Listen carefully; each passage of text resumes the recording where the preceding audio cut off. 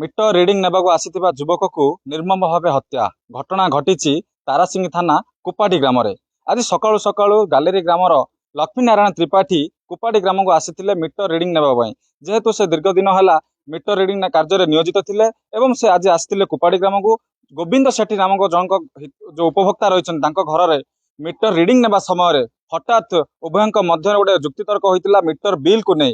ଯେହେତୁ metre bill ଅଧିକ ଆସୁଥିବା ଜାଣିବାକୁ ପାଇଥିଲେ ଏବଂ जो हत्याकारी जी रही गोविंद सेठी से प्रश्न करते मोर मीटर बिल अधिक आसूची। एति भीतर जुक्तितर्क भितर उत्तेजना अधिक होता है। परवर्ती समय जो गोविंद सेठी रही से घर रखि एक धार अस्त्र आनी लक्ष्मीनारायण त्रिपाठी बेक मुंड को चोट पर चोट मारी चली जहाँफल घटनास्थल लक्ष्मीनारायण त्रिपाठी मृत्यु होती। खबर पाई जो गालेरी ग्रामर किसी युवक रही संपर्क रही मृतकों संपर्क मैंने आसी पहुंची घटना संपर्क जाना बुझीते जितेबाला जो गोविंद सेठी घरे कबाड़ दे लुचि रही से समय गोविंद सेठी कबाड़ बाड़ेवा समय गोविंद सेठी सेठू पुणी थे आक्रमण करने आरंभ करते।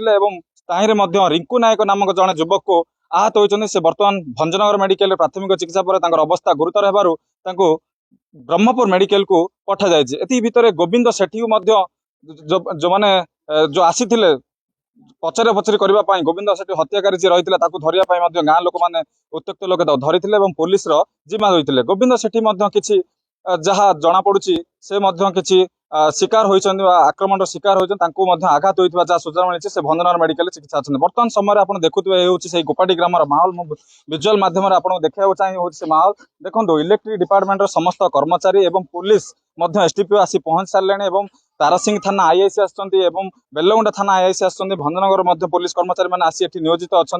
एत बड़ जघन्य हत्याकांड केमती घटला कहीं घटला ताहा तो कहीं कहि पारु नाहांती किंतु तदंत चली पारिपार्श्विक स्थिति को जहाँ आम देखि अनुमान करुचु जे उत्तेजना उग्र रूप नहीं देखो आपड़ जापे ये जनक साइकेल रही घरे आसबाब पत्र रही सब बाहर को बाहरी तले पड़ी और गोटे देखो धारुआ अस्त्र पड़ी साइकेल उपर जहाँ जना पड़ुछि से समय तो एठिकार गाँ लोके जहाँ कहते से तो निज निज बर्तमान जमी चाष कार्य चली से रुआ बसा करने पलैते समय गोविंद सेठी घरे रही गोविंद सेठी घर को आसी जितेबाला लक्ष्मी नारायण रिडिंग नापा चेष्टा करते रिडिंग नामा समय किसी भीतर बचसा होता बचसा एत उग्र रूप नहीं जे से हत्यार शिकार आज होती से गाँ दांडे बर्तमान सुधा पड़ी रही मृतदेह ताहा तो आम देखई पारिबुन विजुअल माध्यम किंतु आप देखिपे अंचल माहौल केते केते कठिन परिश्रम भितर गति करुचे अंचल देखु एमती घटना घटी कि आशा कर बर्तमान समय देखो पुलिस मुतयन अच्छी पारपार्श्विक स्थिति को अनुध्यान कर वास्तव में कौन रही कारण तो बर्तमान तदंत चली किंतु जहाँ जना पड़ी पुलिस हाथ में जो हत्याकारी रही गोविंद सेठी से एबे धरा पड़ जाइछंती आउ जने जो आहत होते रिंकू नायक स्थानांतर कर एमकेसीएच मेडिकल को सेठार से चिकित्सित होउछंती। आज्ञा कौन कहबे आपण जानिछंती केते दिन होला आपण कार्य कलेनी तांको सहित लक्ष्मीनारायण जानिछंती कि आपण आको पूर्वरु?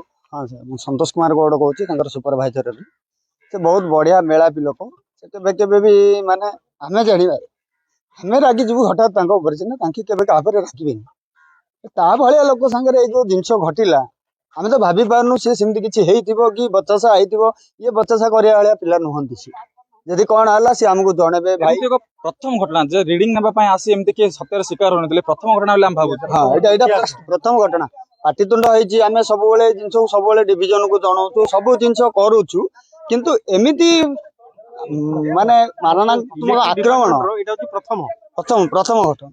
आपण केमती देखुछन लक्ष्मीनारायण केमती थिले से बहुत मेला भी थिले से बहुत मेला भी थिले बहुत भद्र लोक थिले बहुत भलो लोक थिले। केमती खबर पाइले आज मु आज हमर सुपरवाइजर प्लस हम डीआई प्लस हम ग्रुप हमर बेलुंडा स्टाफ भंजनगर स्टाफ समस्त आज मेसेज ग्रुप रे थिला से ग्रुप देखि हम समस्त निज निज स्वेच्छा सब आछू इठी। अच्छा गोविंद सेठी जो हत्याकारी रही से कोठी थिला और पुणी रिंकू नायक केमती आक्रमण करले तो जानिनु सर हम से पट आछू किंतु मु जा गार लोक सुनथिल से बहुत दुष्ट प्रकृतिर लोक थिले। तांको बिल मोटे 65 टका ना 60 टका आसतला किंतु तांको अजथा उग्र रूप नै कि तांको हत्याकांड करछन। देखंतु जहाँ जना पड़ছে बिल किछि अधिका नथिला मात्र 60 किंबा 65 टका मासको आसतला ताहाकु नै मध्य एई बिल अधिक आसुची कहि से जानि सुनि उग्र रूप नैचंती बा झगड़ा आरंभ करछंती।